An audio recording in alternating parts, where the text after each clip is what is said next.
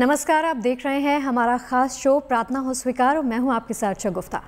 आज हम आपको लेकर चलेंगे भगवान शिव के उस मंदिर में जिसके बारे में अक्सर कहा जाता है कि ये मंदिर द्वापर युग से ही अधूरा है।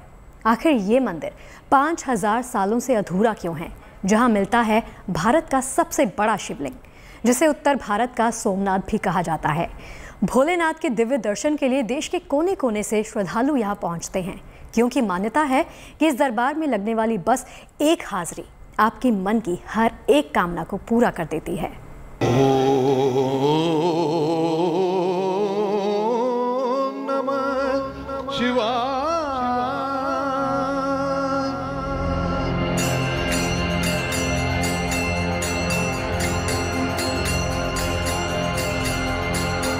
देवों के देव महादेव, जिनकी महिमा अनंत है,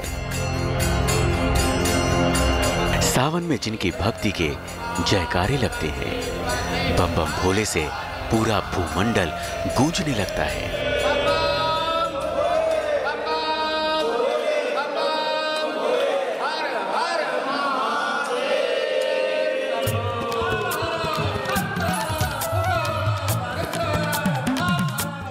वैसे तो शिव के कई धाम हैं। हम सब शिव के 12 ज्योतिर्लिंगों की पूजा करते हैं, लेकिन शिव शंकर के इस धाम की महिमा किसी ज्योतिर्लिंग से कम नहीं है।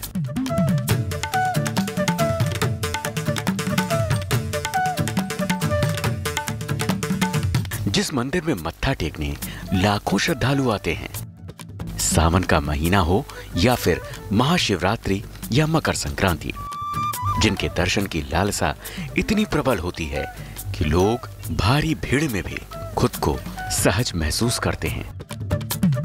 वहां दौड़े चले आते हैं, भोलेनाथ को जल चढ़ाते हैं, शीश नवाते हैं, बेलपत्र और धतूरे से महादेव का श्रृंगार करते हैं और खुद को धन्य समझते हैं।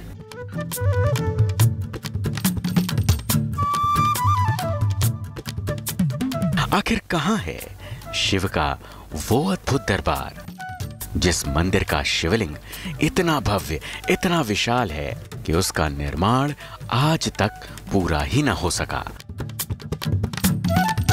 उस मंदिर का शिखर कभी नहीं बन सका।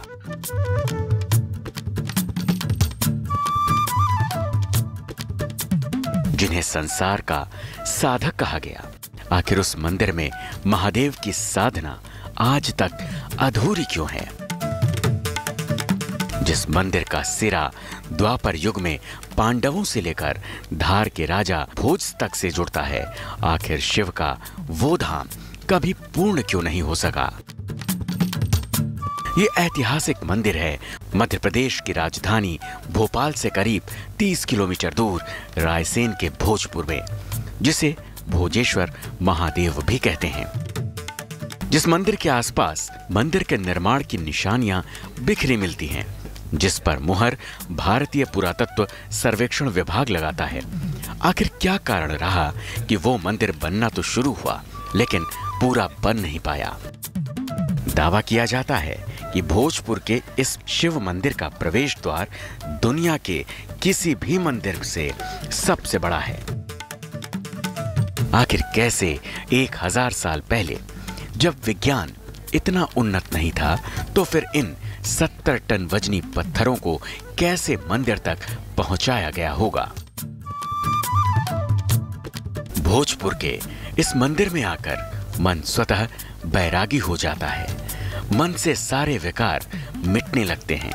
कैलाशपति की भक्ति से रोम रोम प्रफुल्लित हो उठता है। यहाँ की मान्यता है कि जो भी दिल से मांगो तो वो पूरा होता है। यहाँ इस मंदिर की विशेषता ये है कि यहाँ पे आप आके जो मनोकामना मांगते हो वो पूर्ण होती है। हम यहाँ 2005 से आ रहे हैं और आज भी आए हैं। ये एक ऐतिहासिक मंदिर है और सबसे बड़ा शिवलिंग है, ये सुन रखा है। और सबसे बड़ी विशेषता ये है कि शिवलिंग के अंदर शिवलिंग है। यहाँ पे उत्तर भारत का सोमनाथ मंदिर कहा जाता है और यहाँ पे सभी मनोकामना पूरी होती है, इनके बारे में सुना था और इसीलिए हम आए थे यहाँ पे दर्शन करने। शिव जो है हमेशा ब्रह्म ब्रह्म ब्रह्म बर मांगो बर मांगो बर मांगो बोलते रहते हैं, भंग धतूरा खा करके। अब जो भी उनके पास जाता है वो कुछ न कुछ अवश्य पाता है। आज पहली दफा दर्शन कर पाया हूँ आत्ममुग्ध हो गया हूँ। ऐसा लगता है कि जो हमने मन्नत मांगी है वो जल्द ही पूरी होगी। कहते हैं जो भी एक बार यहाँ आता है वो शिव की साधना में लीन हो जाता है। ये भी भोलेनाथ की महिमा ही है कि ये मंदिर भले ही अधूरा रह गया हो, लेकिन इस मंदिर में आने वाले किसी भी भक्त की कोई भी मनोकामना कभी अधूरी नहीं रहती। इस मंदिर के बारे में ये सुना है कि ये पांडवों के समय का मंदिर है और बीच में भोजराज देव ने यहाँ, जिनके नाम से ये स्थान, ये क्षेत्र प्रसिद्ध है, उनके द्वारा जो है जीर्णोद्धार किया गया। मंदिर के नजदीक ही बेतवा नदी बहती है, जहां भोलेनाथ का विशाल शिवलिंग लाखों भक्तों की आस्था का केंद्र है, जिसे भक्त भोजेश्वर शिवलिंग के नाम से जानते हैं। शिव भक्तों के लिए इस शिवलिंग का महत्व किसी ज्योतिर्लिंग से कम नहीं है। भारत में महादेव के अनगिनत मंदिर हैं, फिर क्या वजह रही होगी कि भोजपुर के इस मंदिर में रुद्रनाथ का महाअभिषेक नहीं हो सका। माना जाता है कि ये शिवलिंग द्वापर युग से यहाँ पर है, लेकिन इस मंदिर के जीर्णोद्धार की कथा परमार राजा भोज से जुड़ती है। भोजपुर के इस मंदिर की पहचान विशाल शिवलिंग से है। दावा किया जाता है कि एक ही पत्थर पर खड़ा ये विश्व का सबसे बड़ा शिवलिंग है, जो वास्तु शास्त्र का अद्भुत नमूना भी है और साथ ही साथ लाखों भक्तों की आस्था का केंद्र, जहां शिव अपने भक्तों का कल्याण करते हैं।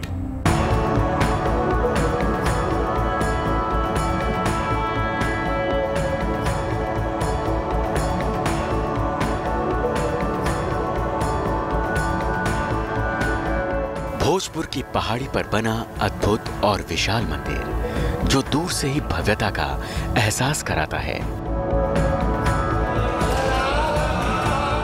माना जाता है कि ये शिवलिंग एक ही पत्थर का बना है।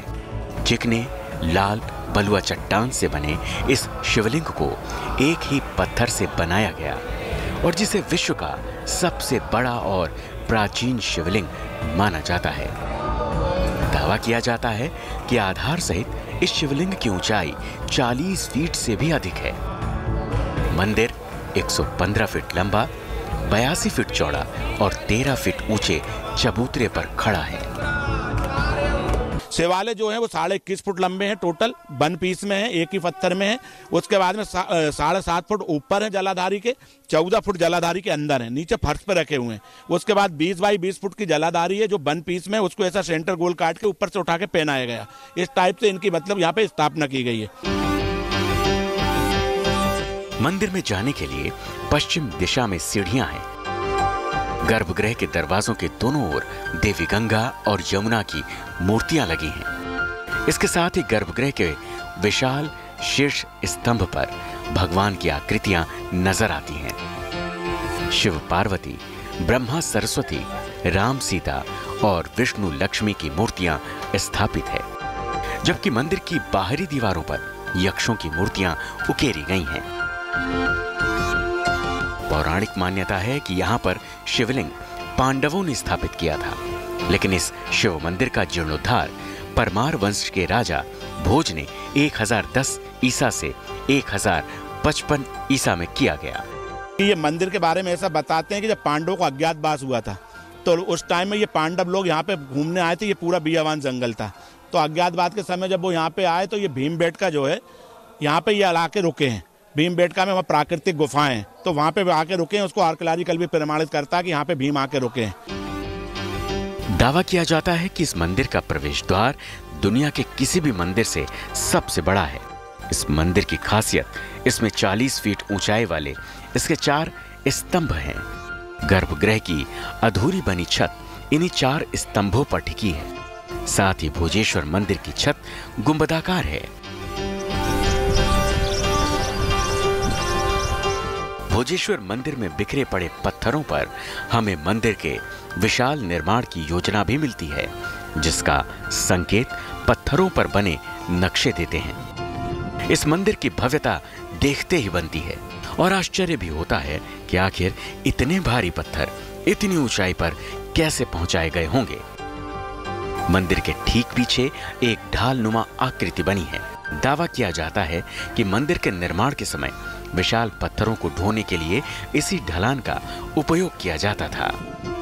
मंदिर में जगह जगह मूर्तियां बिखरी मिलती हैं, जिससे ऐसा लगता है कि ये मंदिर के निर्माण की सामग्री रही होंगी।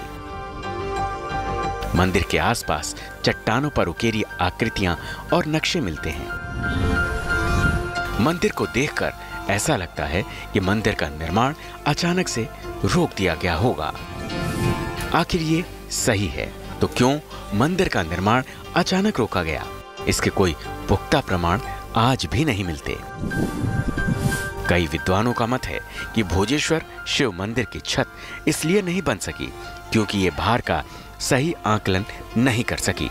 तब राजा भोज ने इस दोष के कारण ही इस मंदिर का निर्माण नहीं किया होगा और मंदिर के निर्माण को रोक दिया गया होगा। इसके कारण अभी तक अज्ञात ही हैं, लेकिन इतिहास के जानकार बताते हैं कि इसके न बनने के पीछे कारण कुछ भी हो सकता है। प्राकृतिक आपदा, संसाधनों की कमी या फिर किसी युद्ध के शुरू हो जाने के कारण ही मंदिर का निर्माण रोक दिया गया होगा। कुछ लोग राजा भोज के निधन से भी इस मंदिर के अधूरे रहने के कारण को मानते हैं। लेकिन भोजपुर के भोजेश्वर मंदिर को लेकर कई पौराणिक कहानियां मिलती हैं, कई दावे मिलते हैं, किंवदंतियां मिलती हैं जो इस मंदिर की ऐतिहासिकता पर मुहर लगाती हैं। तो भोजेश्वर मंदिर के बनने की कई कथाएं मिलती हैं। मान्यता कहती है कि इस मंदिर की कथा का आरंभ होता है द्वापर युग से, जब माता कुंती की शिव भक्ति के कारण पांडवों को यहाँ पर शिवलिंग की स्थापना करनी पड़ी। जबकि साक्ष्य कहते हैं कि इस मंदिर का निर्माण धार नरेश परमार शासक राजा भोज ने करवाया था। मंदिर के शिवलिंग को लेकर कई सारी कथाएं मिलती हैं जो महादेव के इस दर की गाथा कहती हैं।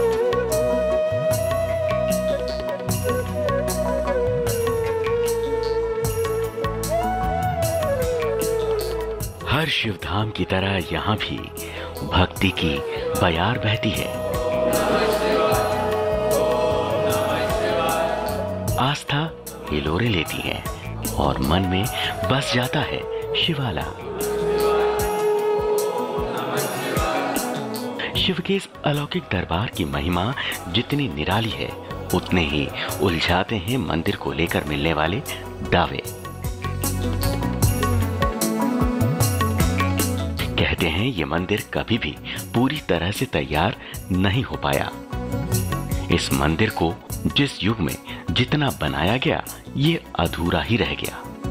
ये भोलेनाथ की महिमा ही है कि यहाँ आने वाले किसी भी भक्त की कोई भी मनोकामना अधूरी नहीं रहती। भोजपुर के भोजेश्वर मंदिर को लेकर सबसे प्रामाणिक कथा मिलती है महाभारत की। कथा कहती है कि पांडव अज्ञातवास के दौरान वन में भटक रहे थे, क्योंकि कौरवों ने पांडवों के साथ शर्त लगाई थी कि अगर वो इस अज्ञातवास के दौरान पहचान लिए गए तो फिर उन्हें 13 साल का अज्ञातवास भोगना होगा। कौरव से शर्त के अनुसार वो वेश बदलकर अपना जीवन बिता रहे थे। उनके साथ माता कुंती भी थीं। माता कुंती शिव की उपासना किए बगैर अन्न भी ग्रहण नहीं करती। तब माता कुंती के लिए भीम ने अपने भाइयों के साथ यहाँ विशाल शिवलिंग की स्थापना की, लेकिन वो एक रात में मंदिर का निर्माण नहीं कर सके। माता कुंती जो थी वो शिव उपासक थी। वो जब तक शिव जी की पूजा नहीं कर ले अंजन ग्रहण नहीं करती थी। तो उन्होंने फिर पांडवों से कहा कि मेरे लिए कहीं शिवालय की स्थापना कीजिए, उसके बाद में मैं वहाँ पे पूजा पाठ करूंगी, तब भोजन करूंगी। तो उन्होंने कहा ठीक है।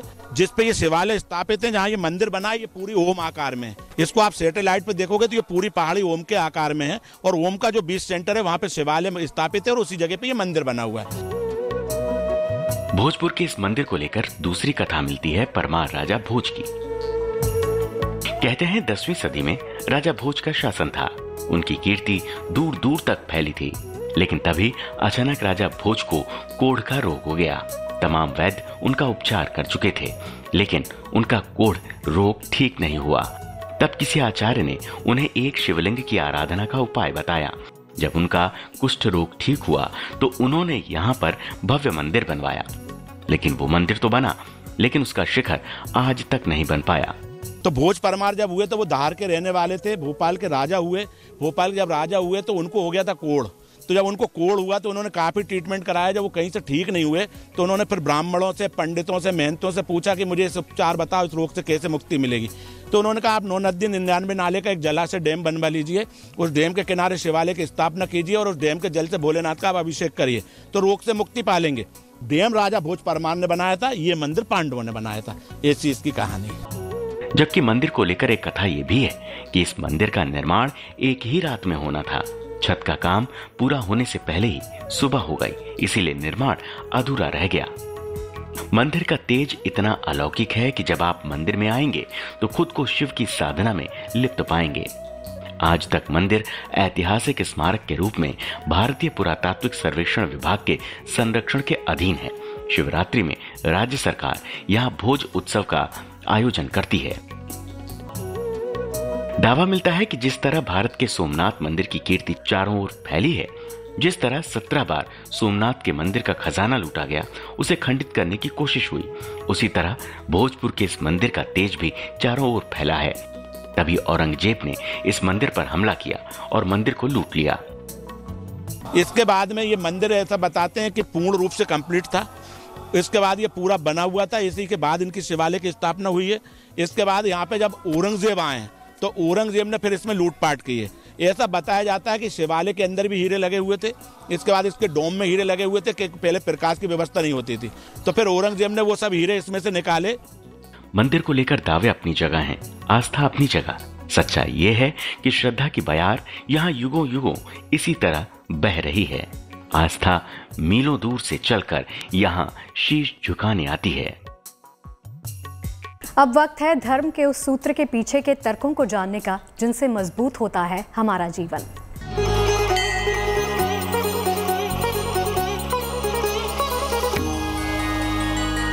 खड़ाऊं ये प्राचीन परंपरा थी हमारे शास्त्रों की, धर्मों की। खड़ाऊं पहले हमारे यहाँ चमड़े के सामान को या चमड़े के जूते चप्पल को इसका प्रयोग वर्जित बताया गया था शास्त्रों के द्वारा। तो चमड़े की वस्तुओं को पैर में धारण करना शास्त्र के द्वारा अशुद्ध माना गया था, इसलिए इसको पहनना चाहिए। इसको पहनने से मस्तिष्क अच्छे तौर से काम करता है, हमारी तमाम मांसपेशियां स्वस्थ रहती है, रीढ़ की हड्डियों में भी किसी प्रकार का कष्ट नहीं होता। प्लस साथ में आप खड़ाऊं पहनकर मंदिर में भी प्रवेश कर सकते हैं। ऐसी एक व्यवस्था हमारे शास्त्र में परमिशन बताई गई है। तो प्रार्थना हो स्वीकार में आज के लिए आध्यात्म का सफर यहीं तक। कल फिर मिलेंगे आपसे और आपको लेकर चलेंगे आध्यात्मिक यात्रा पर। तब तक के लिए हमें इजाजत दीजिए और आप देखते रहिए गुड न्यूज़ टुडे।